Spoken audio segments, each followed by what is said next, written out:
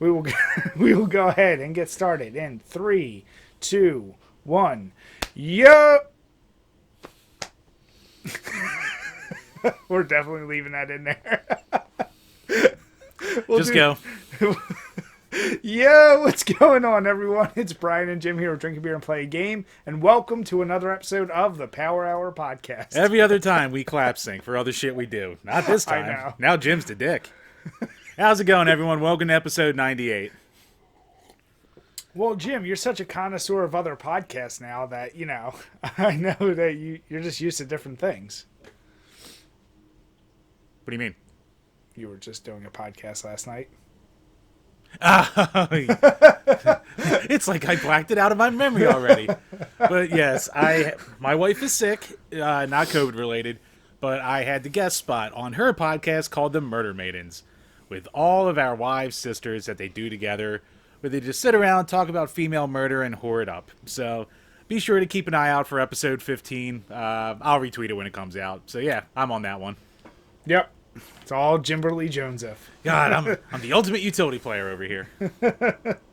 So, yeah, we obviously, episode 98, we're 2 away from the big 100, and I say my dry January, I was telling Jim before the podcast, it's still boring as hell. The only way I livened it up today is from our buddy Zods, who had sent us these Zelda cups, I think like last year this time. Yeah, it was around last year. So, just having my water in that. So, cheers. I think it might have actually been like middle of 2019. It might have been even longer. Was it? Yeah. Oh, shit. Time's flying a little too quick for as slow as it is. In this wonderful world we live. But before we get the days when we could do chugging games and drinking games together. Yeah, the days when we could, leave the house safely. But beyond that, before we get started more, big shout out and thank you to Michelle from PD's Power Hour for coming on last episode. We had a great time. Can't wait to do your show when little bitch boy over here starts drinking again. So it's 2 weeks. Wah. Yeah, damn right, Wayne. But yeah, we'll probably do that sometime in February. So keep an eye out. We'll whore it out when we do it. So once again, thank you so much. She was great. Yep. No, great guest. Thanks once again, Michelle. And yeah, we actually forgot to mention this last episode, but we hit a couple milestones again in the last week or two. Sure did. This one, I don't want to say it snuck up on us, but we finally were able to hit 6,000 subs on YouTube, which is a huge thank you to all of you who continue to support us, comment, and just share our stuff. We really, really appreciate it. And we're at about 900K views, so just underneath that million mark. And Jim and I have said, we know this channel is a slow burn, but any growth at all, we always truly appreciate it. Jim, I know feverishly still looks at the numbers. I like how you're like, it snuck up on me. I was like, you mean you don't obsessively look at the YouTube Studio app every day? Well, it's funny because I saw us jump from 5.5 up to like 5.8 fast, and I was like, oh, we're flying. And then I remember I looked, it was at like 5.9, I felt like forever. And I was just like, okay, I'm not going to look for a while. And then one day I just go on, I'm like, oh, it says 6 there. So that was really awesome. As we've talked to a lot of other YouTubers and a lot who have like many more, it is like, it's easy to be like, man, I can't wait to get there. But if you take retrospective, when we were at like getting 100, we were like, oh God, thank God. And how long did that take us? Like in the first year.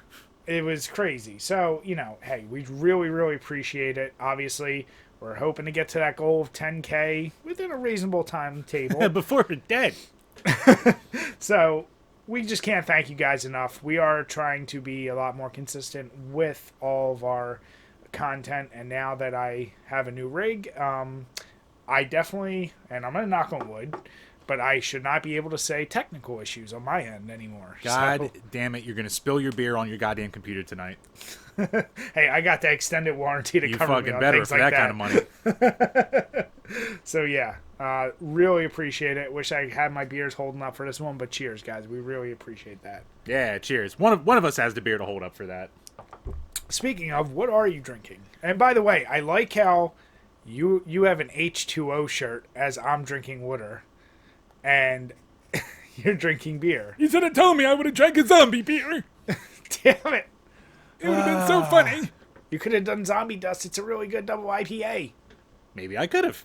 Would have been good. I would have looked it down. Well, We should coordinate next time. He's so cute. But anyway, I'm drinking the barrel-aged tropical Sour Nova from the Almanac Beer Company. Ew. From... Well, fuck you, too. No, that just said, I mean, a barrel-aged sour... Tropical sour. Oh.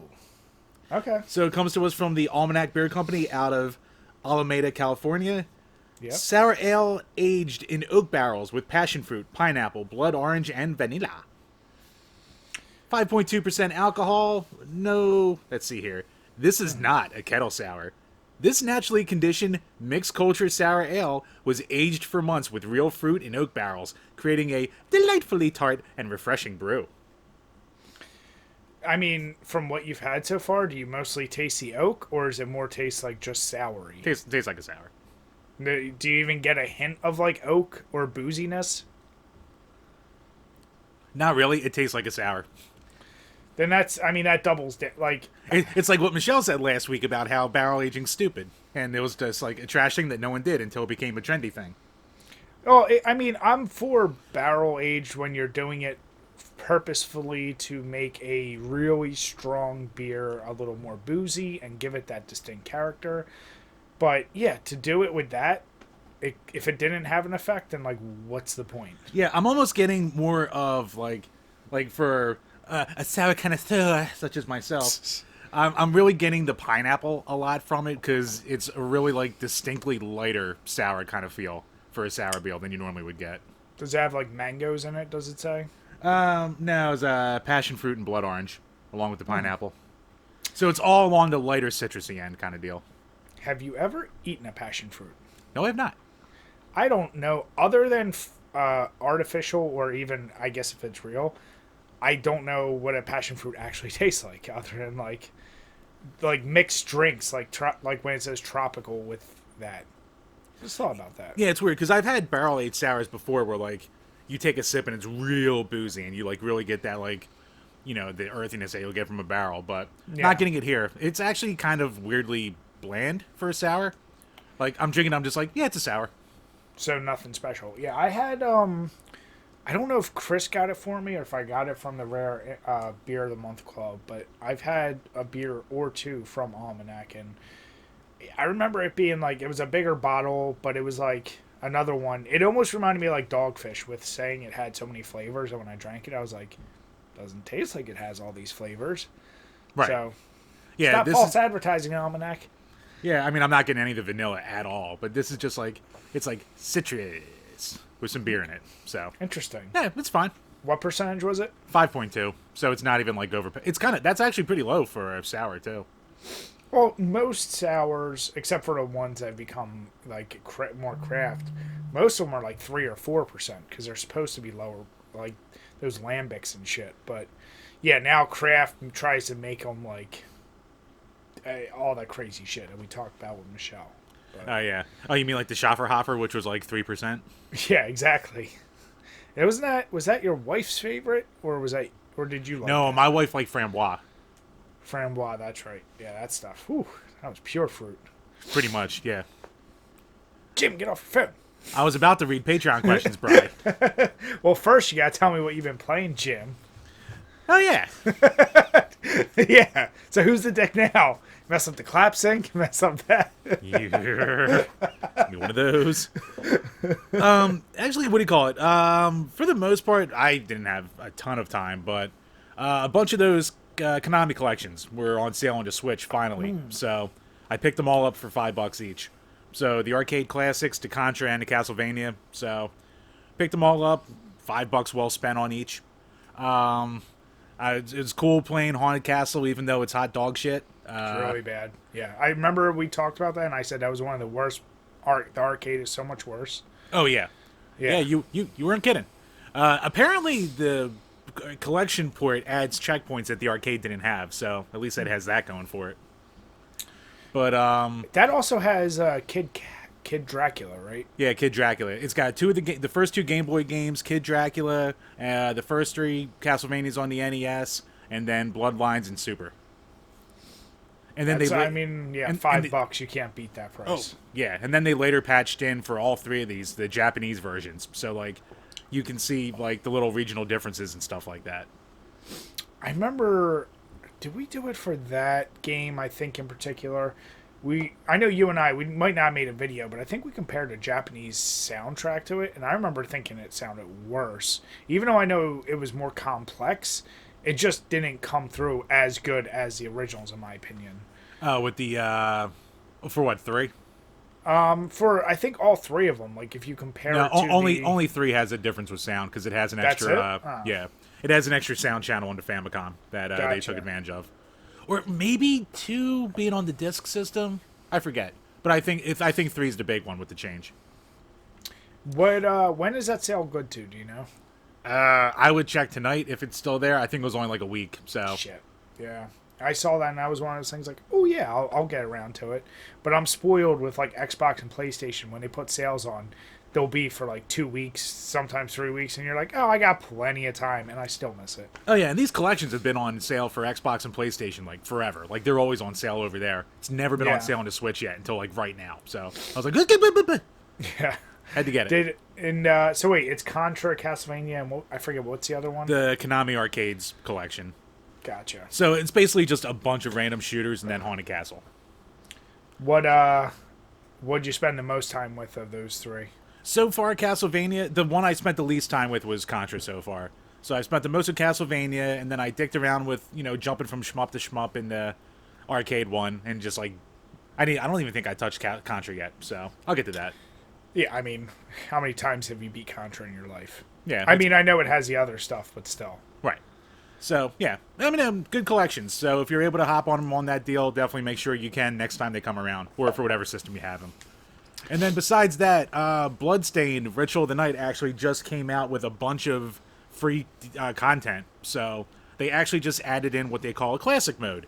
So they take the character and the world and the story of Ritual of the Night, which is a Metroidvania, and they converted it into a classic Castlevania style. So I was actually dicking around with that for a little bit earlier today. They did a pretty good job with it from what I can see so far. Nice. Yeah, Bloodstained, I remember when you first got on that and I tried it. I remember I'm like, oh, okay, it's just basically a Castlevania 3 clone. Well, that was Curse of the Moon, but Ritual of the Night was what was originally kickstarted.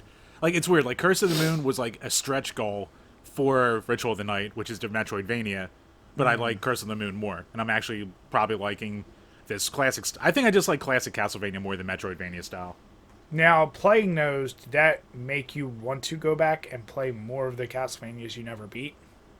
I mean, I've never beaten any Castlevania. Like, I like just sitting down and playing Castlevania, but I never like put enough time into like actually beating them. Maybe with the collection, like I have save states that you can use with it. Yeah. Each game gets 1 slot, so like I'm on level 3 of Super 4, so maybe Super 4 will be the first one I beat because that's the easiest one. Such a great one. Yeah. Nice. No, those are really, really good, and I hope they're still on sale. But if they're not, like you said, I'm just gonna get it when it's on sale again for Xbox. Yep. Yeah, I've been. Man, you're never gonna touch Assassin's Creed Valhalla because I am 40 hours in and barely scratched the surface of the main story. Yeah. And it's one of those. But I'm also, you and I, like I said, we've talked about this.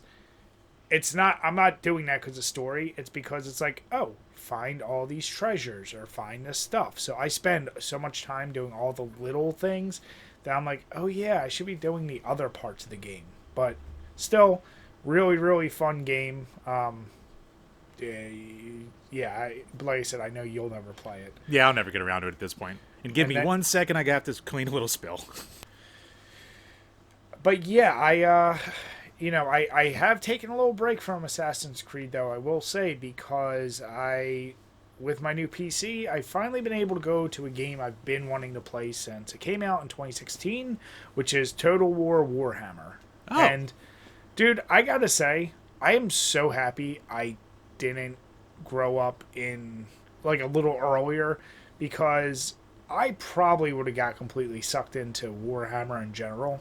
And, like, I mean, you and I love HeroScape, and Yeah. that Warhammer, from what I've seen, the tabletop version, seems insane how much you customize. And I still know very little other than what I've learned through games.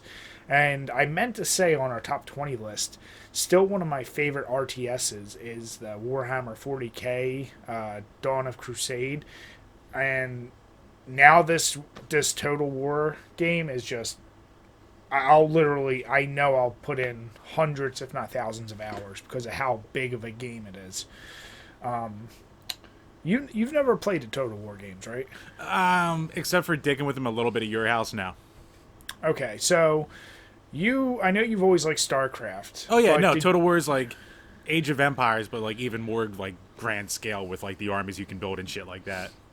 Yeah, that's kind of a good way to look at it. Like, there's a lot of, I know you don't like story, but you are someone who seems to really like the management and micromanagement. Like, we talked about your love of New Vegas and hardcore mode and all that. Right.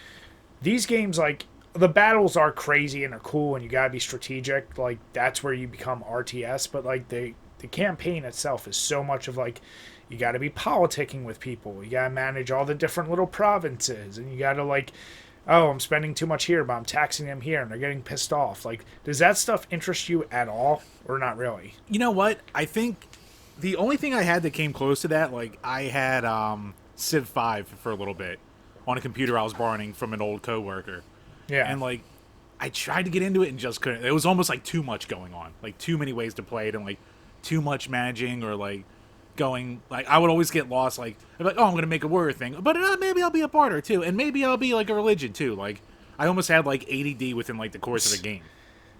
Yes. Okay, I don't know if this would be, like, I don't know, like, and this is one of those where, like, I love history stuff, which is why I love the Total War in general, but I also love the Warhammer, so with the fantasy mixed with that, that's why I know I'm going to be spending so much time. So yeah, that's guaranteed. Other than games I'm going to be reviewing, that's probably where most of my gaming time is going to be going for at least a while.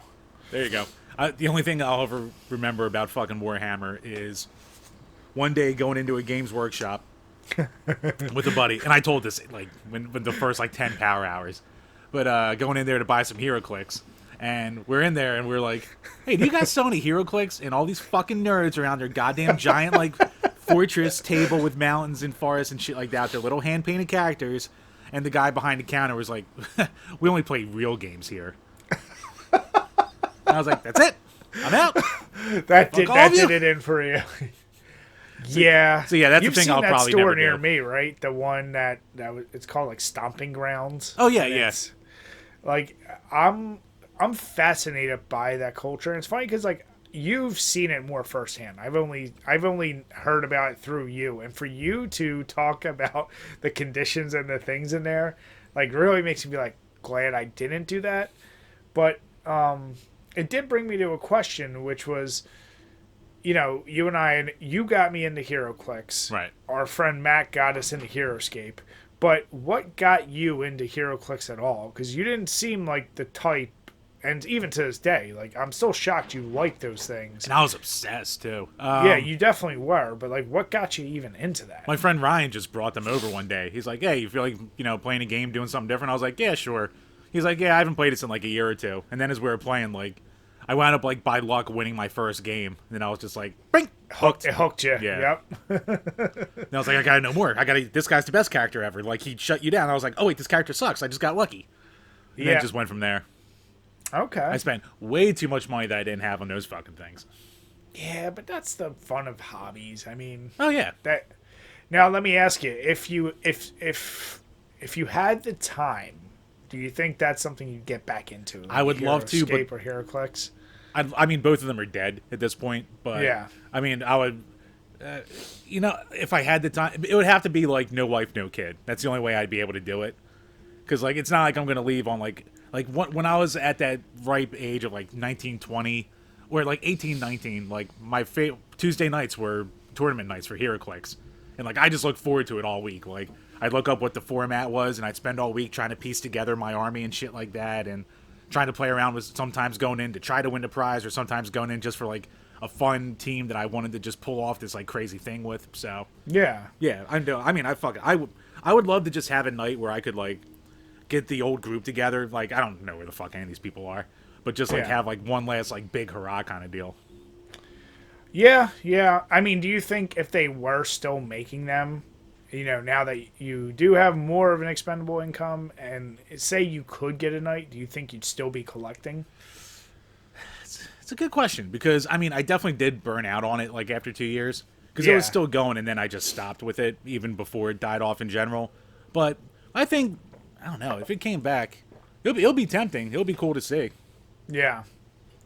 Yeah, like I said, and that's one of those things where I looked at, like, as I play the games and I'm getting into the lore of the Warhammer stuff, I'm like looking at figures, I'm like, that would be kind of cool to like just get a couple to paint, never to actually play, because number one, I'm never gonna go to one of those things, and unless I convert you to want to play those, which you're not going to, like, I mean, you can't have the commitment to get into that, so it's like Right. one of those things where it's like, that'd be kind of cool to have the figures, but yeah, that I was just curious because that got me thinking about like how you got into that, because when we started doing HeroScape, I remember you told me about HeroClix. Yeah.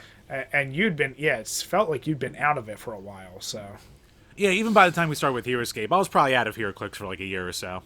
yeah, I mean, I went fucking weekly tournaments. I fucking missed out on goddamn going to the Wizard World tournament by one goddamn attack. That chapped my ass.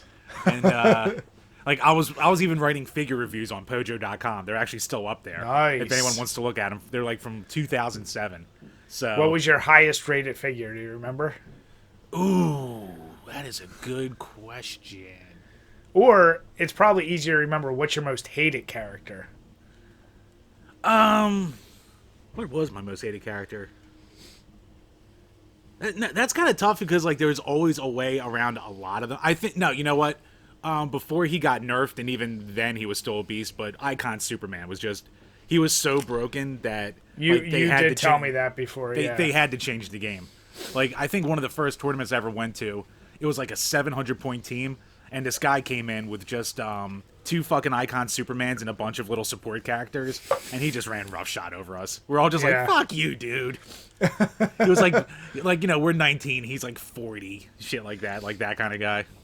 But Jim, he sounds like your mentality now, which is, well, if it's part of the game and it's legal, who cares? Oh yeah, completely. I gotta get those LEs, son of a bitch. Nice. And I do remember my all-time favorite team I ever put together was, it wasn't even a team. I just took Nimrod from X-Men, and I just like it was a 400-point tournament, I think, either 300 or 400 points, and I think Nimrod was like 250 points, 251 if I want to be exact. Yeah. And I just threw like 145 points worth of feed cards on him. So I just made him like Days of Future Past, like unkillable Nimrod, basically. And I actually got second place in that tournament. Like people were just looking at me, just like I'd be beating people with like well-rounded teams, but my guy was just such an asshole. They'd be like, "Dude, what the fuck? Like, how can I not kill this thing?" And I'm like, "I don't know." And yeah, I finally got taken down by like a couple teams with like hypersonic speed and shit that I just couldn't catch. So Yeah.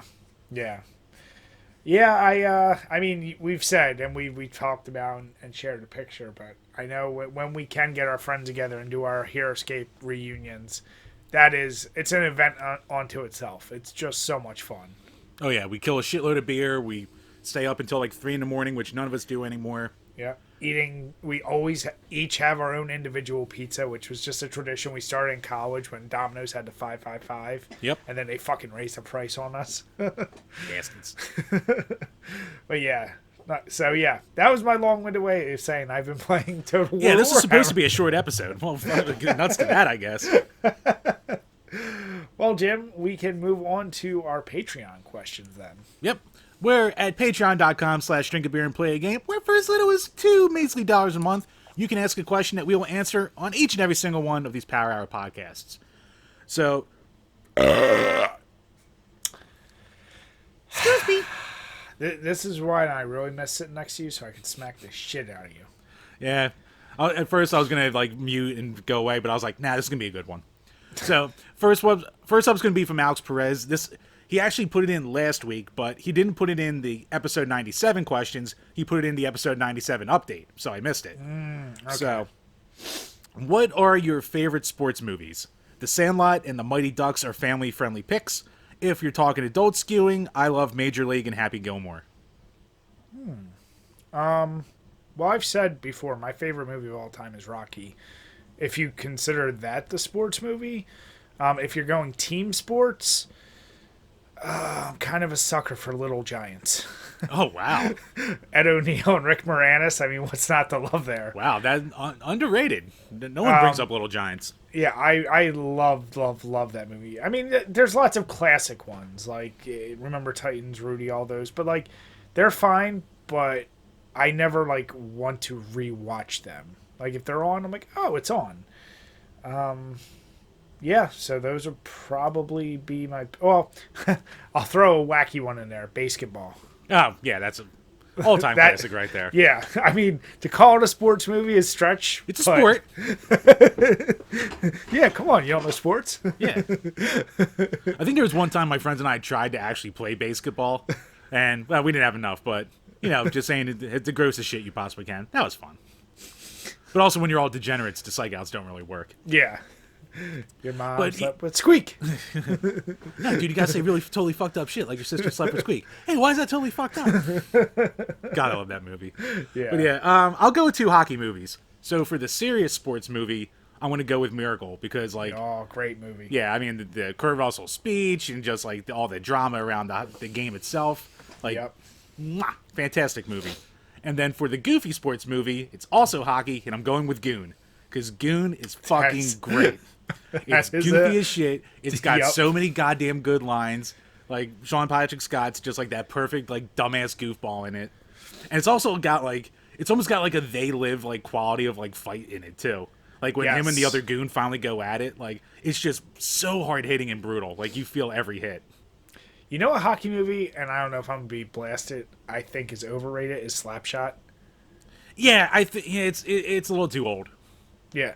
Like if you talk to people from the 70s or like real hockey nuts, like they like hockey players, like they jerk it off. But I think for like the more like casual audience, I don't know, it didn't grab me as much. Yeah.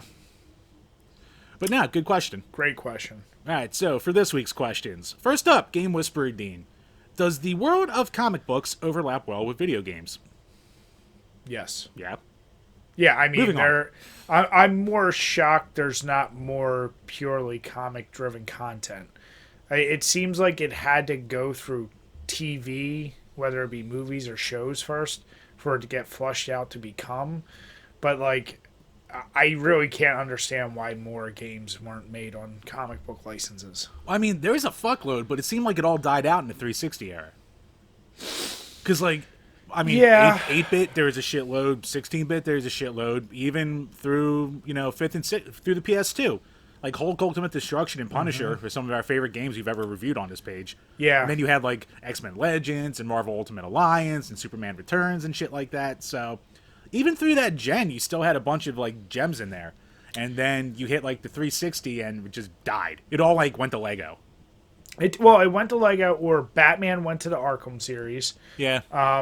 A lot of them went to the Telltale I know Spider-Man's good. Yeah, Spider-Man is like being revived. That Avengers game is I still like it, and I think it's underrated for what it did. But I'm still shocked. Like, yeah, why can't they do better single player game? Like the Wolverine game was crazy, and I don't know if you played that. But I always heard that was good. Like the Origins movie game, right? Yeah, yeah, way better than the friggin' movie. Yeah. But, like, the Deadpool game was actually pretty cool. Like, I don't know why they're so unwilling. Like, give us a Venom game that's really fun. Like, do it just like Prototype, and it'll be great. I mean, it seems like it'll be the natural fit. Yeah. But, yes, comics are definitely great for video games, for sure. Yep. Next up, from Gamer Astral. If you had a brewery, what would you call it? What or who would be your mascot? Oh, fuck. I mean, keeping with the theme of the site, I'd probably be drink a beer. Like, I don't know. It would be something like some pun on a video game. 8-bit hops, 16-bit hops, or like it would be like the gamer's beer, and that's not the title I'm saying. But like I would make the themes be game theme things. So I'd redo like, I probably should have looked at these. But Yeah, we always say that. We never do. like the double dribble IPA. I don't know. Like I would just like use video game names and art style and overlap it that way. Would be my easiest one. There you go. And I'll do what I always do. So I'd probably go more a brew pub kind of style, and I'd kind of take the heyday of Hooters, and I'll just go full mask off and call it titties. So I'd have just scantily clad women with big fucking cans going around. All the beer would have to come out in cans because cans. You get it. You get the The joke. can. The You probably like can that can. commercial, don't you? When they took away my mariachi dancers from the early '90s. Nom nom nom nom nom nom. Damn it, Jim. But yeah, as far as like a real answer goes, I have no idea. I know my signature beer would definitely be some kind of sour instead of like the typical IPAs and shit like that. But yeah, no, that's one I'd have to put some real thought into. Next up, from G to the next level, what would you guys say is the coolest limited edition set of a video game that you ever saw? I just got the Streets of Rage 4 limited edition, and it's amazing. So I was curious about yours. Cheers. This is gonna be mostly you because I don't know what is limited edition or not, to be honest. And I'm sure if I looked it up, I'd be able to give a better answer. But I know you're more in that realm, so. Yeah, I mean, I had a while where I was like really into getting it, and then I realized quick that I just don't have the room for it for like all this extra shit that I never use. Like even for as much as I go through limited running crap like that for games, I never get the expanded editions because like I don't need a map or a statue or pins or blah blah blah blah blah. But the coolest one, the one that always stood out the most. All right, No. Go ahead. Now you sparked my memory. So go ahead. Okay, so the one for me, I'll go with the one that I like blew me away when I was younger and I never got it and I wish I did. Was the Halo 3 like super set that came with the Master Chief like helmet basically. It was like it wasn't full size, I don't think. It was like a 3/4 scale one, but it was just so articulated, and I think you could store like all the Halo games at the time, like even the boxes inside of it. So yeah, that was a cool one. That was one I always wish I had. Either that or what was it? Was it Fallout 4 that had the Nuke edition where with the Pip-Boy? Oh yeah, I forgot about the Pip-Boy. But there was one, maybe it was, I forget which Fallout it was, but there was one that came like a nuclear missile. And, like, it had all this shit. Yeah. Or maybe that was the Pip-Boy one. That's where it was stored. I forget. I don't remember. But, the Pip-Boy would have been cool. I also, for me, I'll say the Call of Duty getting the night vision goggles, that was the first one. I think it was the first Call of Duty to do something like that. Like, where they added something big. Because then the next year was the remote control car with the camera on it. Which you also have. I don't know. Juan has that. I have the goggles. Right. Yeah, that year I was like, I don't really need that. I think, they're cool, but they're generally overrated unless you're just a fanatic of the series. Then, yeah. The only one I'm sad that I missed out on was the Juggernog for. Oh yes, what was it, Black Ops 2? Refrigerator. Yeah. Yeah, so the little mini fridge based on the zombies. That's the one I wish the most that I went for. But Jim, you can pay like $500 for it now. It's so worth it. I'm good. I'm good on that. If I'm going to be spending that kind of, well, I'm not going to spend that much. If I'm going to do something dumb like that, I'll spend $100 and get that giant Galactus from HeroClix that I never had back in the day. That'd just be a little statue. You would have told me, I would have put my Sentinel away. I saw the Sentinel over here. I know. Love that thing.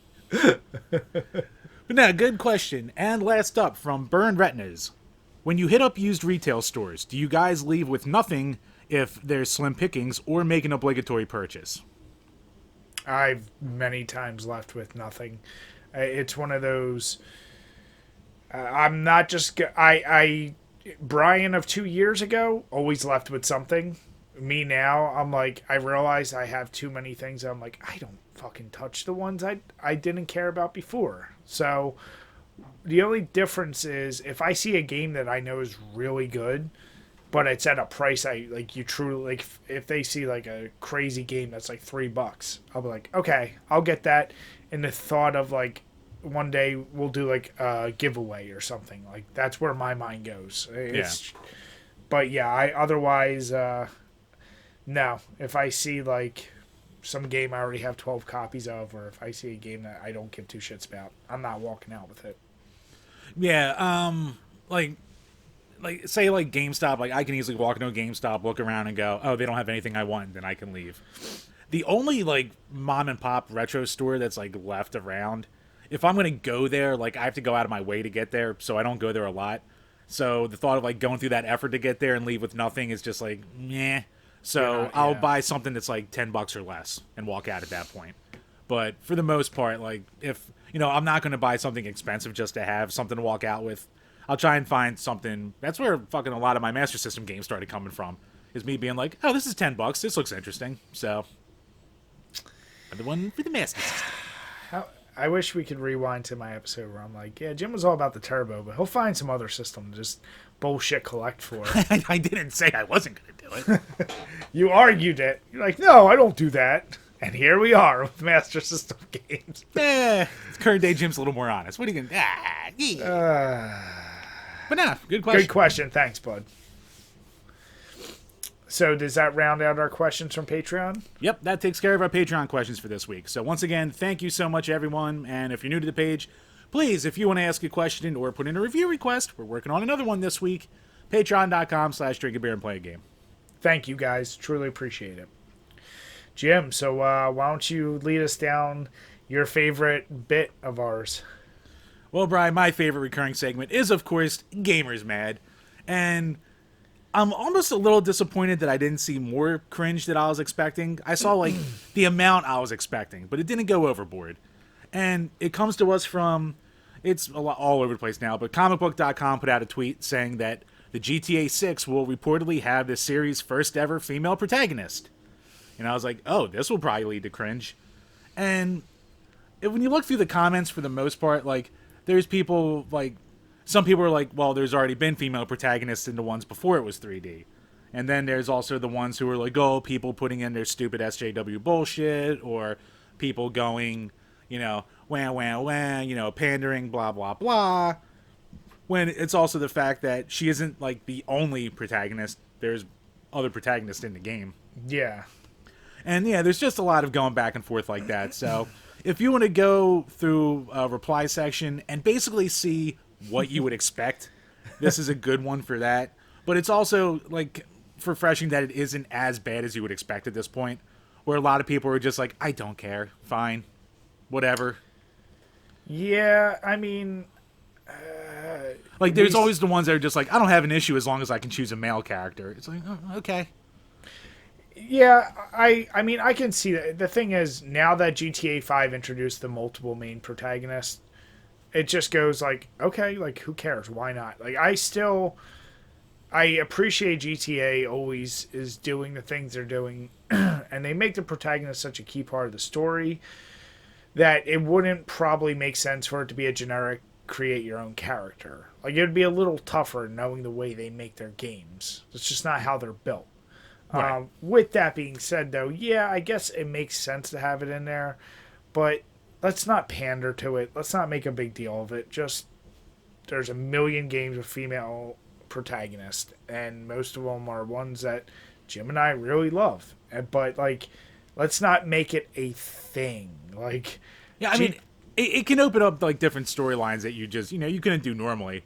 As long as she's not running around, like, it's Rockstar, so it'll probably have, they'll probably have, like, a tampon buying mission in there just because it's Rockstar.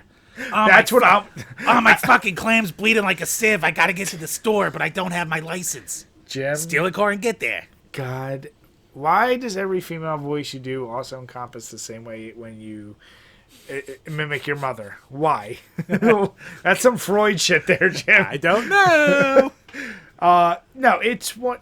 I think that's going to be the funny blowback when they do things like that in any way become like a parody onto itself and people won't get the joke. Like, that's going to be ridiculous. Because that's all GTA 6 has ever been, or GTA's ever been, too. So yeah, exactly. It's all an exaggeration, so I'm sure there'll be some kind of outrage when it comes out that, oh, you're portraying women in a bad light. It's like, have you seen the main characters from GTA over the years? But it'll be interesting, but yeah, that was a fun... I had not seen that until you posted, so that's a good Gamers Mad. I'm curious. I want to see what the follow-up is. And speaking of Gamers Mad, one of the first ones we did, and I want us to follow up on it, have you heard anything more of that, what the Gamer Girl? No, that just kind of like, it had its announcement and then it went away. I don't even know if it ever came out. Yeah, I was kind of curious. I'll have to do some research for that for next episode. Yeah. But yeah, so the next topic, once again, it seems like we're getting them more and more.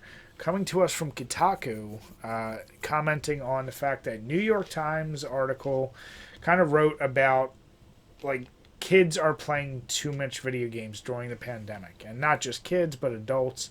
And it also branches out and says in general, just there's a shit ton more screen time and phone usage during this time.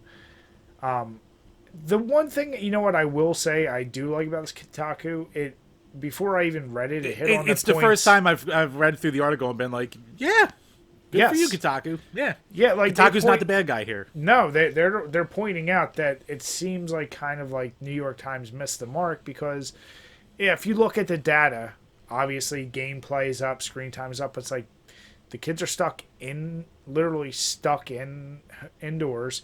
And as they point out, like a lot of people, not just kids, but adults, we've talked about it, like that is our socialization. With multiplayer games and headsets and shit, like you're playing with your friend, you're bullshitting, you're doing like that kind of social engagement. The game is just like a tool for you guys to do it together versus just talking on a webcam. So, yeah, New York Times, I don't know why they bothered. Well, here's the thing about it, too. It's not the fact that they had this article, because there's been articles like these since day one. Yeah. This was their front page story. Slow news day. Exactly. They needed to get the fucking boomer rage. And like the guy says it, he sums it up in these 2 lines perfectly. He's like, spending 12 hours glued to Twitter and doom scrolling the latest tragedy is presumably hurting me in ways I don't fully understand. Yet, right now, things are different. And it's what it is. Like, what are you going to do? Like, yes, I would love to, be able to go out more and to do more shit. But, you know, I'm taking shit seriously. I'm worried about crap, so I'm not. Like, I mean, I know when fucking the riots were going on and when the pandemic first started, I would have, like, week-long shutdowns from anxiety. Just scrolling, update, shit like that. Like, yeah, it's completely unhealthy. But I mean, video games, it's an escape. Like, right now, like, it's the only way kids are going to be able to talk to their friends for the most part, unless you want to have them playing together and shit like that. Like, I was glad to be able to get my daughter's only 3, and thank God for now, like, she has no interest in phones or tablets or games. Like, she actually yells at me to put my phone away and play with her. So, she's like, put your phone down! So, like, I was glad that I could get her outside in the backyard because it wasn't, like, 10 degrees out. So, yeah. Yeah, I mean, it's like anything else. Get them out there when you can. Try to make any kind of activity that you can. But it's just one of the facts of life you have to accept right now. And it's funny because they always designate screen time. I hate the term screen time because it's like the same people who rally on that are telling all this to you through a screen. Whether it's your phone while you're online or whether it's through TV and you're watching the morning show. It's like some people overlook, like, there's still people that all they do all day is just sit and watch bullshit TV. Right. Like, and I'm not saying you learn things from games, but you're at least engaging your mind in a different, like, you're actually doing something. Whereas TV, you're literally just zonked out. Right. Like you're doing nothing. And like you said, I that's why one of the reasons why I refuse to be on Twitter. I notice, like, I get invested in, like, a loophole of drama or, like, negativity that I go, this is nothing good. That's all it is. Yeah, like Twitter, Facebook, a lot of these are just the worst things in the world, and I'm like, I no interest whatsoever in any of this. So I just drop off. But people, yeah, they do that all day. And to some, they would think that's better than playing a video game. So, yeah, I do love that the top of this article uses a picture from 1993 of 2 kids playing a PS1 in front of a Sony Trinitron. So I don't know what the fuck they were doing there, but Zach Sweezen, good article. Good defense. Yeah, good job. Kotaku, you're not always terrible. Just mostly. Mostly. All right, Jim. Now we go to one of your favorite segments. So I put a song up here for Jim, and I've said this. I've said this many a time, and Jim's proved me wrong many times.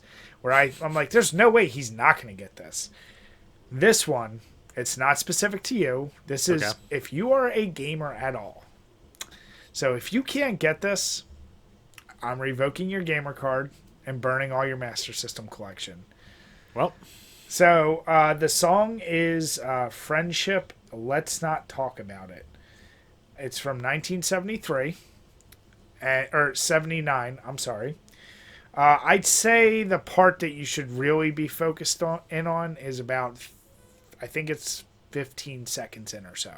So just listen, let it play, Okay.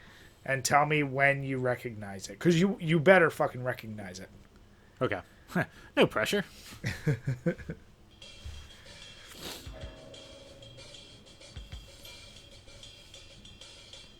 So while Jim's pulling it up, I'm actually going to play it right now over him listening.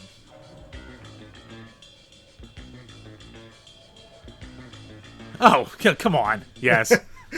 Wow. Okay. That's right there. Is that does it kind of blow your mind how goddamn blatant that is? Yeah.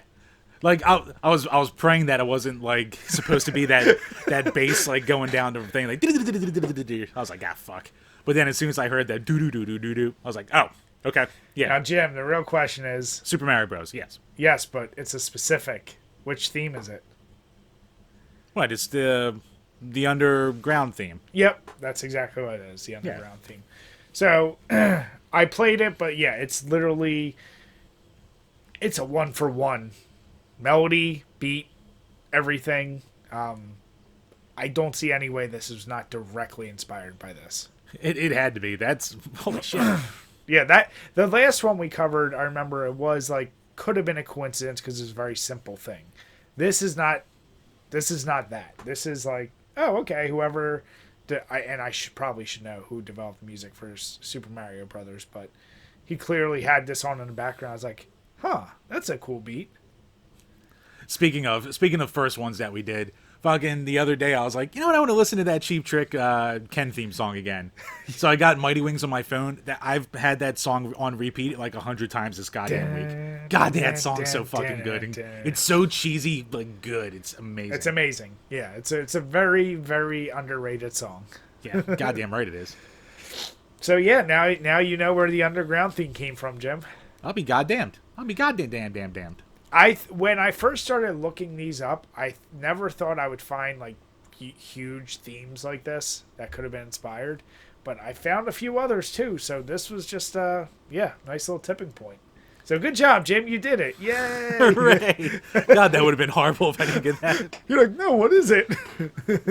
Sonic Mania? What is this? I don't know. Is it like Final Fantasy or something? Shadowrun, right? All right. And once again, if you know of any gaming music that was inspired by real songs, let us know. Send it to me. I have a list, but I'm always looking for additional ones. All right. So I threw in the last two topics. There are other two reoccurring bits, and the first is which is better. It's kind of simple, but I'll tell you my thinking behind it. The fast travel mechanic or autosave mechanic in video games.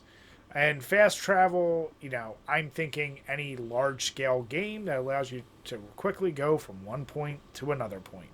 And this can cover it doesn't just have to be RPGs or like things like that.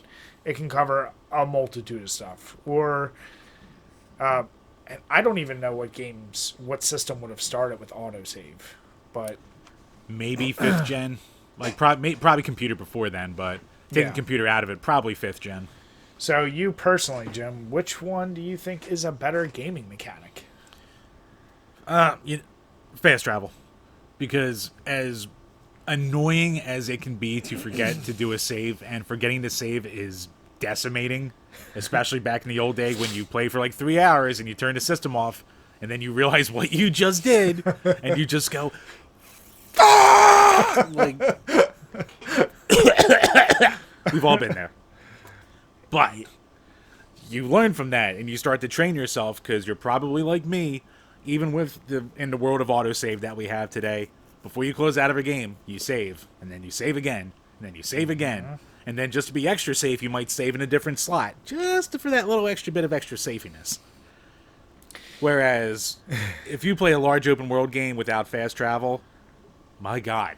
Like, if you want to see what it's like to play these kind of games without fast travel, play Morrowind, and then kiss your lucky stars for fast travel in Oblivion and beyond and shit like that. Because having to walk the entire expanse of these worlds, it's immersive, I'll give it that, but some pieces of immersion don't exactly need to be there. Some things are best left in the past. So, fast travel for the pure convenience and time savory that it is, I gotta go with that. Yeah, I was right there too.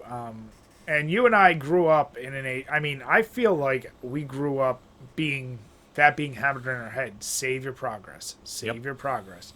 Now, I think kids today are probably less apt because they're so used to the auto save. It's like, I'm sure that, like, a newer generation of kids gaming, I'm sure they do save.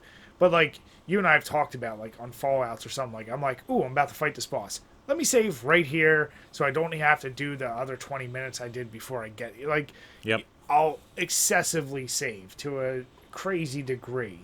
But, yeah, fast travel, man...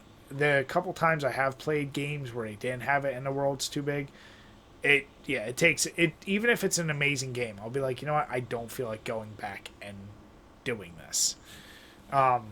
Kids today will never know the pain though of games that wouldn't let you save right as you like got stuck in a battle. And this goes with like RPGs really, but like there's a lot of them that like won't let you save if you're in a battle. Yeah. So like, you could accidentally walk into a battle that you're not fucking ready for, and you lose hours of progress. And but even then, yes. But even then, I will still say that fast travel is it's a better mechanic overall. Which is, you know what? It's funny. It's one of the reasons why I have such a big problem with the Dark Souls games, and even Bloodborne. There is no fast travel. There is a semi-auto save feature, which is like, as soon as you beat an enemy, you collect souls, like... It's saved as far as the progress of your souls, but as you know, you can die and lose it. The fact that there isn't a fast travel kills me. Brutal. But especially when you deal with respawning enemies. You're like, I have to go back and do all of that again. So, yeah, I think that's pretty open and shut. But I would be curious if anyone out there still prefers autosave. Like, I can't imagine being a gamer... Especially in a game like Fallout and only saving like every couple hours. Like, could you imagine doing that? Playing a dangerous game there. That's what you're doing. So yeah, I think that's a pretty open and shut one for Gemini. So please comment below, what is your favorite? And then finally, for our overrated and underrated, it's a little generic, but chainsaws in video games. I feel like, you know, Doom is the best example of a chainsaw in game. Right. Outside of that, I feel like they're usually not utilized that much. And in a lot of games where I have used chainsaws, I find them to be cumbersome. They run out of fuel too fast. And they're generally not as effective as you hope they are. Like, I go to games like Resident Evil 7, or, you know, we're talking about Fallout. Like, when you find a chainsaw in Fallouts, and, like, the weight of them, all these other issues, I'm like, I never end up using them. It seems like a cool idea, but their weight is too much. I'd rather, and then, like, oh, I gotta find fuel, so it's like, I'd rather just have a good sword or something if I'm gonna do that. Doom is the only game where I feel like they've managed to use the chainsaw in such a way that's, like, amazing. But even that, like, it's really not even about the chainsaw versus it's a mechanic to get you health and stuff. Like, in the newer Dooms, if you didn't use the chainsaw to get that, you'd probably very rarely use it, because in the first games, it's another one. It's cool, but you give it up really fast once you get a shotgun. So I feel like it's one of the coolest, like, ideas of a weapon in a game, and it almost never gets utilized that correctly. Fuck, I'm losing my mind here right now because I want to say it's from the 360 generation, and it's a third-person game of some sort, and I just remember, like, you had a chainsaw as a weapon, and I loved using it, but it was also really impractical because, like, you were, like, basically sawing through the person, and, like, you could get your chainsaw kind of stuck in there and shit like that. You're not thinking Gears of War, are you? No, because I never really played Gears that much. It was something else, and I can't goddamn remember right now. Like, blood would be splattering everywhere as you're doing it. Splatterhouse? No, you know what? It might have been the Splatterhouse remake. Yeah. Okay, yeah, that's what it was. Yeah. You're right. No, but that's my point. Like, I love them, and I want them to be like such this effective tool. But overall, like, they never hit the mark that well, except for like there's a few small cases. So maybe because they're not used enough, I feel like the idea of them makes them overrated. But they're not utilized enough, so I wish they could be underrated. But they're not useful enough to be underrated to me, if that makes sense.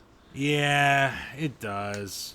But I guess I still got to go with your original point and probably just say overrated because it's like you said. You say chainsaw in video games, everyone thinks Doom. But every other time it's ever been used, I really can't, like, it was fun in Splatterhouse, but it was completely, it wasn't worth using for the most part. So, you know what I will say? It is, though, one of the most fear-inducing tools when an enemy has it. Because, like, Resident Evil 4 and I was just thinking of it. Splatterhouse, when you see a dude coming at you with a chainsaw, I don't care what game it is, you're like, God damn it, no. Like it. Yeah. No. When in the background you hear that. You're yes. Like, fuck. You're like, shit. Like, and maybe if I played the Evil Dead games that are good and used Ash's chainsaw, maybe they're okay. I don't know. I've never played them. I played them a little bit. They're fun in that. Yeah, but I want to say wasn't for whatever reason I'm like there wasn't one in Left 4 Dead, but I'm like there was a chainsaw in Left 4 Dead, wasn't there? Yes, there was.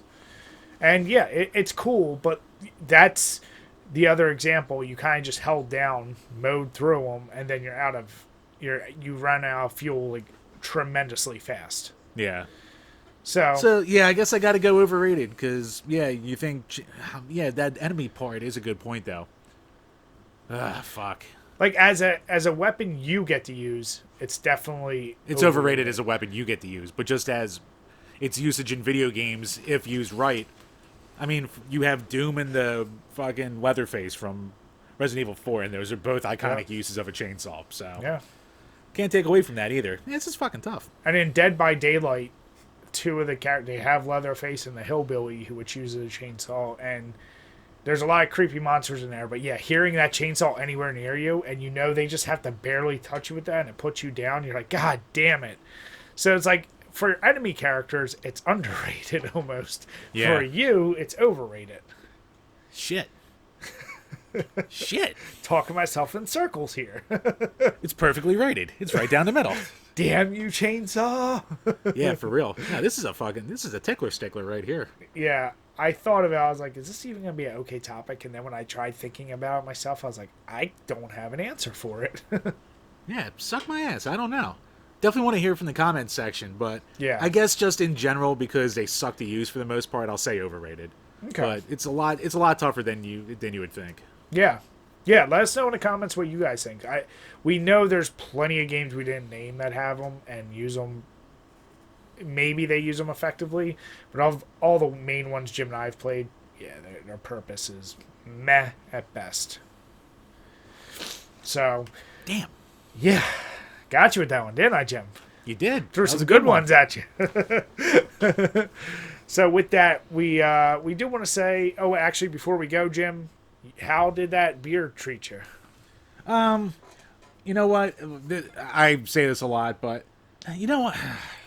Okay. You're underwhelmed. I'm definitely underwhelmed. Like, I don't think this will make any fans out of sours for people who aren't fans. And for me being a sour nut, I drank it and I was like, So, like, it's not one I'd ever go out of my way to go back to. Yeah. It's very middle of the road. It sounds like it might even be under middle of the road, Jim. I mean, it's not, like, I'm not going to say it's bad, because it's not bad. Like, it was fine. It was enjoyable enough. But it was just so, like, it's that problem we talk about with just, like, middle of the road games that are too middle of the road. Like, it's almost it's boring. It's a boring sour. Like, there's nothing I can say good about it. There's nothing I can say bad about it. It's just there. So, well, and this is where it becomes important. If you saw a 4-pack of that and it's like $20, you're not buying it. No. Like, what's a good price point? If you saw that in a store, what would be a price point where you'd be like, okay, 4-pack for cans that size. What are you willing to pay? See, now that I know what it is, like, I wouldn't go for a 4-pack. That's what it is. So, I mean, if it was, like, on sale for $10, I'd be like, okay, that's a good enough deal. But gotcha. Yeah, it would have to be on sale for me to grab a 4-pack. Okay. Yeah. And my H2O was quite refreshing this evening. Was it tart, Brian? There was that hint of hoppiness. Well, you're on that well water, so you had those extra minerals. But Jim, I use a zero filter. Yeah. So, once again, guys, we want to say thank you for sticking with us. And if you haven't already, please make sure you follow us on all social media apps and make sure you subscribe to us if you haven't already. We really appreciate all the support, but we'd love for you guys to keep coming back. And the best way, subscribe, keep following us. And if you want to support us a little further, you can see our Patreon link below. With that, we want to say... Please, for the love of God, no matter what you're listening to us on, rate us on it. We need the goddamn help. So iTunes, Spotify, or a YouTube comment and a thumbs up, it all goes a long way to help. Bash us if you want with a perfect review, and we'll read it. So we don't care. Yep. So with that, please everyone... keep the slurs to a minimum. Just a minimum. Like I said, we got to entice the people, Brian. We got to entice the people. So with that, everyone, we say have a good night and cheers. Cheers, guys.